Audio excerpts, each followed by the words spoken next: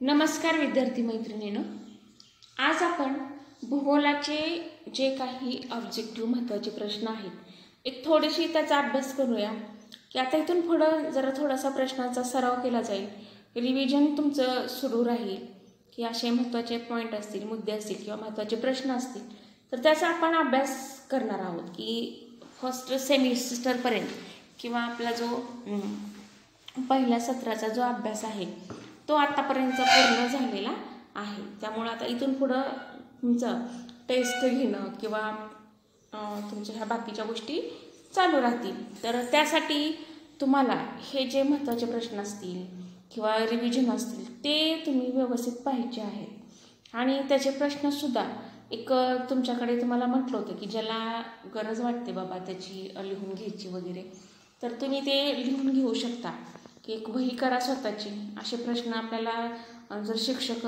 सांगत असतील रिव्हिजनमध्ये वगैरे तर त्याची तयारी करून ठेवायची आहे। तर आज आपण भूगोलाचे प्रश्न पाहणार आहोत।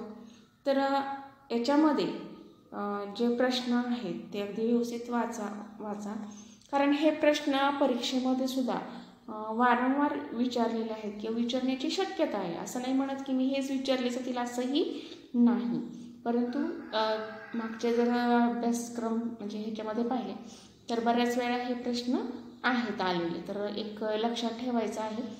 तर आता सुरुवात आपण करूया। इथं पहिला प्रश्न आहे, मसाल्याच्या पदार्थासाठी डॅश डॅश हा देश जगप्रसिद्ध आहे। जर आणि भारत आणि ब्राझीलचा जर विचार केला तर आपल्या भारतामध्येच मसाल्याचं उत्पादन जास्त मध्ये होतं। त्यामुळं आता हे जे आहे पिकं वगैरे, तर जे उत्पादन आहे अन्नधान्याचं वगैरे ते आपल्याला पुढच्या पाठामध्ये आहे, परंतु एक महत्त्वाचे प्रश्न आहेत तर त्या दृष्टीने आपण विचार करू किंवा याचं उत्तर आपण सहजपणे देऊ शकतो की भारत हा मसाल्याच्या पदार्थासाठी जगप्रसिद्ध असा देश आहे। त्यानंतर हा वारंवार विचारला जाणारा प्रश्न की भारतातील सर्वात दक्षिणेकडील टोक कोणते आहे, की इंदिरा पॉईंट हे कुठं आहे बाबा? अंदमान निकोबार ही जी बेटे आहेत बंगालच्या उपसागरामध्ये, तर त्याच्या खालच्या बाजूला हे इंदिरा पॉईंट येते, हे लक्षात ठेवा। नाहीतर माहीत असतं आपल्याला की दक्षिणेकडे टोक आहे, मग तुम्ही कदाचित मग अरबी समुद्रामध्ये सुद्धा दाखवू शकता, तर तिथं मार्क जाण्याची शक्यता असते। त्यानंतर हे नकाशामध्ये ठिकाण दाखवा असं सुद्धा तिथं प्रश्न विचारलेला असतो की इंदिरा पॉईंट कुठं आहे तुम्ही दाखवा, तर तुम्हाला तो दाखवता आला पाहिजे, हे लक्षात ठेवा। त्यासाठी हे माहीत असल्यानंतर ते ठिकाण कोणतं आहे नकाशामध्ये किंवा वारंवार सांगते तुम्हाला की नकाशाच्या आराखडे घ्या, भारताचा असेल ब्राझीलचा असेल त्यांची राज्य लिहा, त्यानंतर त्यांचे सागर असतील, महत्त्वाची बेटं असतील ती लिहा, कोणत्या सागरात आहेत, त्यांचं अक्षरते स्थान कोणतं आहे, ही एक माहिती तिथे पॉईंटमध्ये लिहून ठेवा की तुम्हाला जर तुम्ही नुसतं येता जाता जरी हे नकाशे पाहिले तरी तुमचं तिथं लक्षात येईल की वेगळा अभ्यास करण्याची गरजच नाही तुम्हाला। तिथं एकदा समजून हे प्रश्न लिहिले की बस, तुम्हाला ते भूकंपट्टीसुद्धा करायची गरज नाही, एक परफेक्ट कायमस्वरूपी तुमच्या लक्षात राहील, हे लक्षात ठेवा। त्यानंतर पुढचा प्रश्न आहे, आता भारतातील सर्वात दक्षिणेकडील टोक कुठला आहे, तर इंदिरा पॉईंट। त्यानंतर पुढे आहे, ब्राझीलची राजधानी कोणती, म्हणजे डॅश डॅश आहे, तर ब्राझीलची राजधानी आहे ती देशाच्या नावावरूनच आहे की ब्राझीलची राजधानी आहे ब्राझिलिया, की आपण बरेच प्रश्न आपल्या टेस्टमध्ये सुद्धा घेतलेत, पण एकदा रिव्हिजनसाठी आपण हे घेत आहोत, हे लक्षात ठेवा। आता पुढचा प्रश्न जो आहे की भारताला किती किलोमीटरचा समुद्रकिनारा लाभलेला आहे, तर आकडेवारी 7,000च्या पुढे देतात, एक फसवण्यासाठी देतात 7,500, 7,550 म्हणजे अशा पद्धतीचं, किंवा 7,600, 7,700, 7,000 हा आकडा देतात, परंतु एक फसवणारे पुढचे अंक असतात, मग आपण गोंधळून जातो। तिथं 7,000 माहीत असतं, पुढचा आकडा माहीत नसतो आपल्याला किती आहे ते, एक लक्षात ठेवा। त्यासाठी हा पण एक लक्षात ठेवायचं की आपल्या भारताला 7,500 किलोमीटरचा समुद्रकिनारा लाभलेला आहे, हे तिथे आपण उत्तर सहजपणे देऊ शकतो। की त्यानंतरचा पुढचा प्रश्न आपण पाहूया की हा एक प्रश्न तिथं सारखा विचारला जातो, जगातला सर्वात मोठा त्रिभुज प्रदेश म्हणून कोणता प्रदेश आहे, की नकाशामध्ये जर आपण पाहिलं की गंगा नदी आणि ब्रह्मपुत्रा नदी ह्या 2 नद्याच्या मुखाजवळ हा प्रदेश तयार झालेला आणि सगळ्यात जगातला मोठा त्रिभुज प्रदेश म्हणून हा ओळखला जातो. आता तुम्हाला माहीत असतं त्रिभुज प्रदेश कुठं आहे, पण नेमकं कुठं आहे हे स्थानसुद्धा तुम्ही अजून सांगते नकाशामध्ये तुम्हाला ते दाखवता आलं पाहिजे. तर आपण एके दिवशी बघूया की हे प्रश्न झाले तर नकाशामध्ये हे जे स्थानं दाखवायचे आहेत त्याचं पण रिव्हिजन घेता येते का आपल्याला नकाशाच्या आराखड्यामध्ये, तर तेही आपण एके दिवशी घेता आलं तर मी बघेन. पण तुम्ही एक आराखड्यामध्ये हे दाखवून ठेवायचं आहे की जगातील सर्वात मोठा त्रिभुज प्रदेश कोणता आहे, सुंदरबनचा त्रिभुज प्रदेश. मग हे जोड्या जुळवायला येऊ शकतं, एका वाक्यामध्ये येऊ शकतं, रिकाम्या जागी येऊ शकतं, किंवा मग तुम्हाला नकाशामध्ये दाखवा म्हणून सुद्धा येऊ शकतं. हे लक्षात ठेवा. म्हणजे जे ऑब्जेक्टिव्ह टाईप प्रश्न आहेत तर ते प्रश्न आपल्याला तयारी करून तिथं ठेवायचे आहे. आता पुढचा जो प्रश्न आहे, भारतातील सर्वात मोठे वाळवंट कोणते. इथं भारताचा विचार केला तर सगळ्यात मोठं जे राजस्थानच्या ह्याच्यामध्ये आहे ते थरचे वाळवंट, की त्याला आपण मरु उद्यानसुद्धा, हे दुसरं मरुस्थल किंवा मरु उद्यान असं आपण त्याला दुसरं नाव दिलेलं आहे. त्यानंतर भारतातील सर्वात प्राचीन वल्ली पर्वत कोणता. बघा प्राचीन विचारलं, इथं तुमचं फार गोंधळ होण्याची शक्यता आहे. अर्वाचीन वल्ली पर्वत आणि प्राचीन वल्ली पर्वत ह्या शब्दामध्ये फरक आहे. इथं जर तुम्हाला अर्वाचीन वल्ली पर्वत विचारलं असतं तर तुम्हाला काय उत्तर द्यावं लागलं असतं, हिमालय पर्वत. परंतु इथं आपल्याला काय विचारलं आहे, प्राचीन वल्ली पर्वत विचारलं आहे. म्हणजे प्राचीन वल्ली पर्वत कोणता आहे तर अरवली पर्वत. हे लक्षात ठेवा. नाहीतर आपल्याला लक्षात असतं की वल्ली पर्वत म्हटलं की वल्ली पर्वताचं उदाहरण आहे म्हटलं की चला हिमालय लिहून टाका, परंतु प्राचीन आहे का अर्वाचीन आहे ह्या शब्दप्रयोग तिथं नक्की लक्षात ठेवा. मग तिथं येत असून उत्तर मग आपलं प्रश्न व्यवस्थित आपण वाचत नाही आणि प्रश्न न वाचल्यामुळं मार्कही जातात.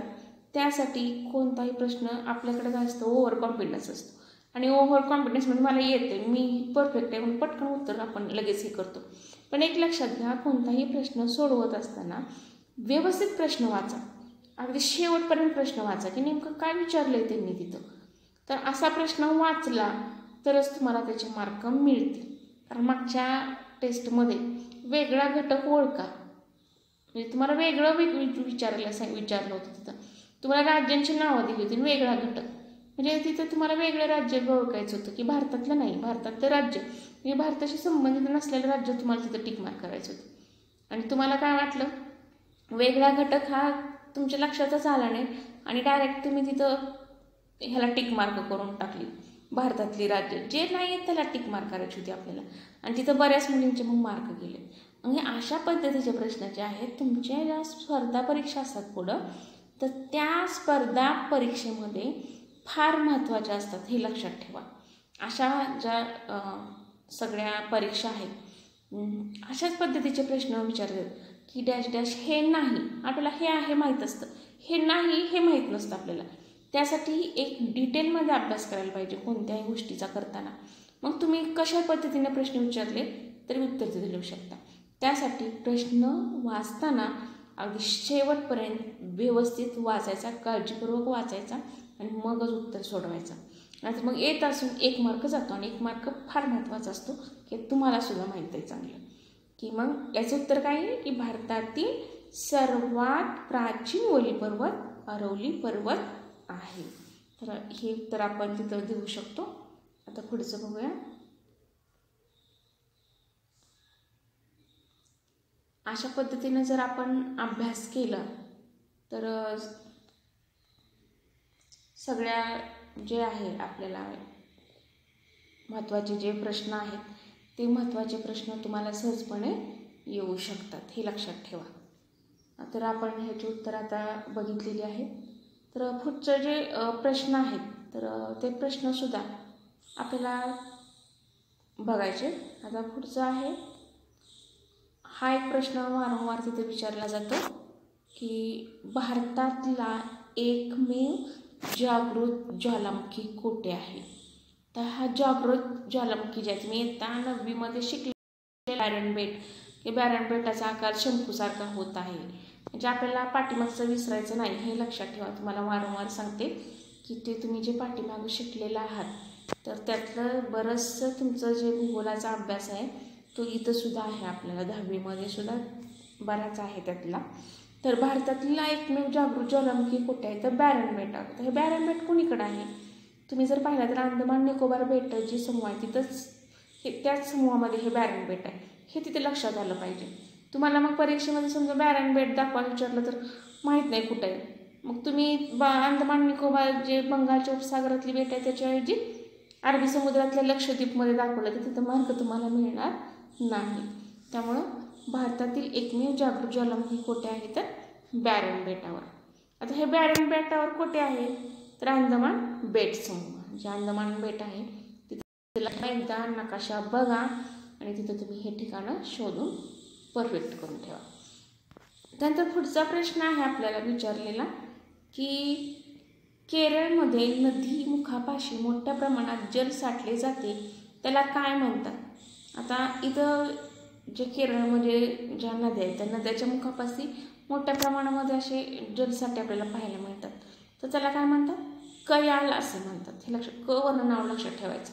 केरळच्या मुखापाशी क वर्ण नाव ठेवायचं कयाल हे जलसाठे तिथं आपल्याला पाहायला मिळतात. त्यानंतर पुढचा म्हणजे अतिशय महत्त्वाचा प्रश्न तुम्हाला जोड्या जुळवामध्ये किंवा मग नकाशामध्ये सुद्धा अशा पद्धतीचा प्रश्न तिथे विचारला जातो की नद्या आणि नद्याचे उगमस्थान. की आपण एक लक्षातच ठेवायचं की 3 नद्या तर आपल्याकडे महत्त्वाच्या आहेत भारतामध्ये. उत्तरेकडील गंगा, मध्य भागातून वाहणारी गोदावरी आणि सगळ्यात दक्षिणेकडील कावेरी. ह्या ज्या नद्या आहेत ह्या 3 नद्यांच्या त्यामध्ये तर आहेतच, पण एक सांगते भाग तुम्हाला उत्तरेकडील मधल्या भागातील दक्षिणेकडचे. आता ह्या नद्या त्या भागातून वाहताना फार मोठं त्यांचं कार्य आहे त्या भागामध्ये. आता जर आपण गोदावरी नदीचा जर इथे विचार केला, गोदावरी कुठं वाहते, कुठं उगम होतो तिचा त्र्यंबकेश्वर. आता तुम्ही असं पॉईंट तयार करताना त्याच्या पुढे अजून एक पॉईंट तयार करू शकता. हे त्र्यंबकेश्वर कुठं आहे नाशिकमध्ये. आलं का लक्षात. तर तिथं तुम्ही अशा पद्धतीचं भाग तिथं तुम्ही तयार करू शकता की त्र्यंबकेश्वर नाशिकमध्ये आहे. तर गोदावरीचं नदी उगम त्र्यंबकेश्वर होतं. नंतर नर्मदाचा कुठं होतं तर अमरकंटक येथे होतो. त्यानंतर भीमाशंकर हे जे पुणे जिल्ह्यामध्ये आहे हे आपल्याला माहीत आहे. त्यानंतर कृष्णा नदी हिचा महाबळेश्वरमध्ये होतं. हे महाबळेश्वर हे सातारा जिल्ह्यातच आहे. त्यानंतर गंगा नदीचा गंगोत्री, यमुना नदीचा यमुनोत्री, कावेरीचा ब्रह्मगिरी. हे सुद्धा ठिकाणं तुम्ही काय करायचे अशी डॅश करून पुढं व्यवस्थित लिहून घ्या.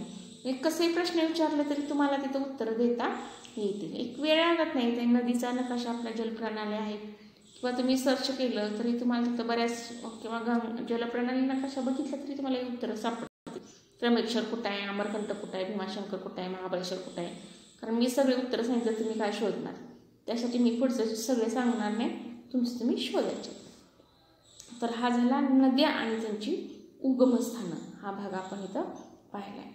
आता पुढचा प्रश्न आहे की भारतात सर्वाधिक पाऊस पडणारे ठिकाण कोणते.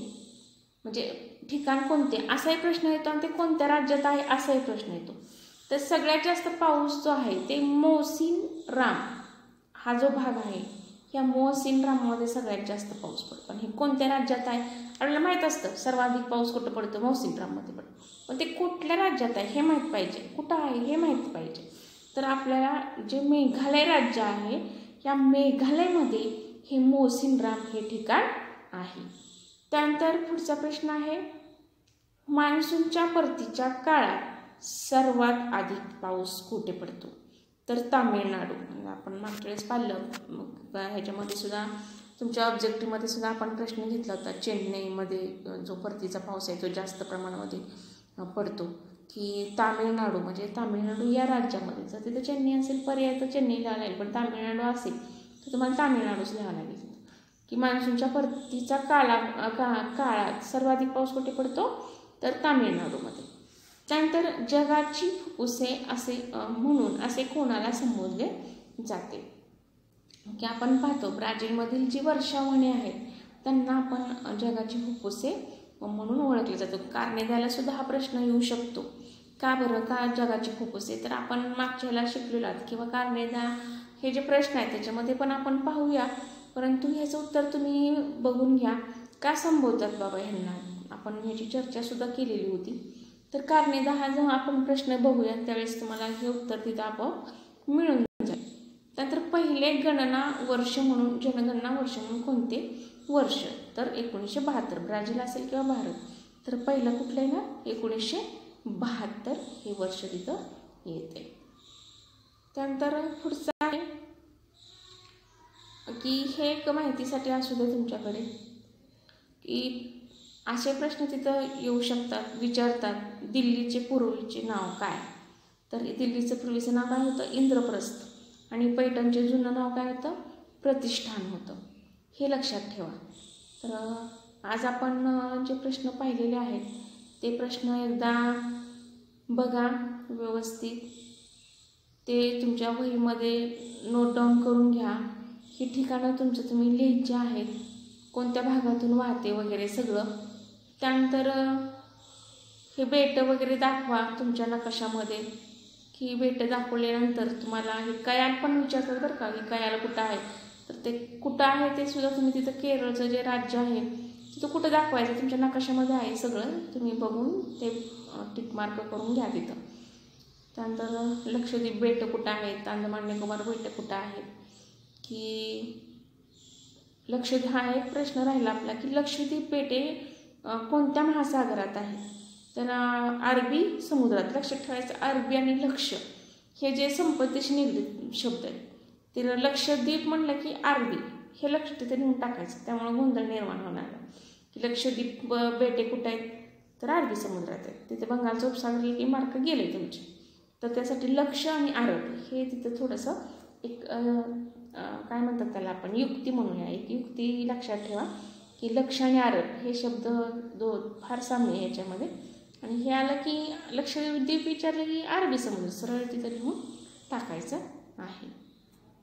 तर आज आपण इथंच थांबूया आणि पुढच्या तासाला आपण अजून असेच प्रश्न जर आपल्याला हे झाले तर असेच प्रश्नाची एकदा रिव्हिजन करणार आहोत. तर आज इथंच थांबूया. धन्यवाद.